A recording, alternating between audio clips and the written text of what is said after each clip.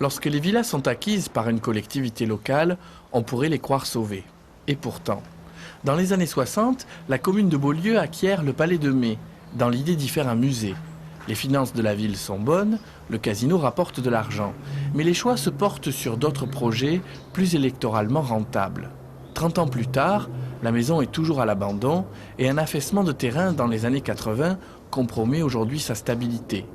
La situation financière de Beaulieu n'est plus au beau fixe et l'aménagement d'un musée est toujours repoussé.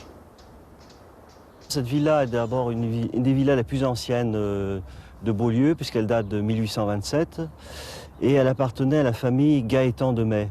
Gaëtan de Mai s'est illustré dans les batailles navales, notamment contre les Tunisiens au XIXe siècle. Et cette villa ensuite a été léguée à son petit-fils, qui était le comte François de Mai, qui nous a donné, disons, le deuxième maire de Beaulieu, puisqu'il a succédé à Marinoni. Et effectivement, donc, cette villa a tout un passé local, ancestral.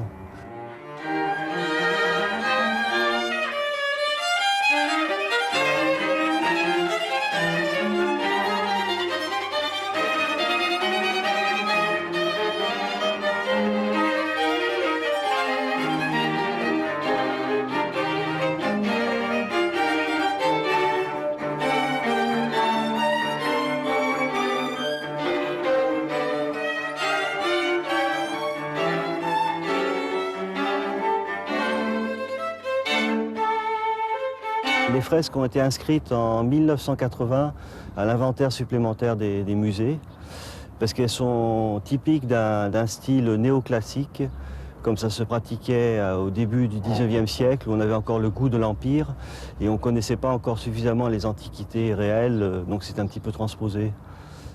Cette maison n'a plus été habitée, disons, avant-guerre, et par voie d'expropriation, l'ancien maire l'a récupérée. Ça explique qu'on a fait la mise hors d'eau dans les années 77-78, pensant ensuite la transformer en musée.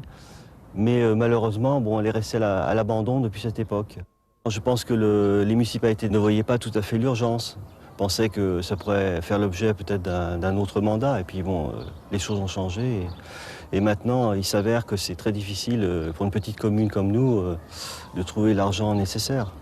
Et on espère peut-être qu'un jour, un mécène, qui sait, pourrait nous financer au moins une partie. Puisque comme elle est classée, on pourrait bénéficier d'une aide de l'État, certainement, une aide aussi du conseil régional.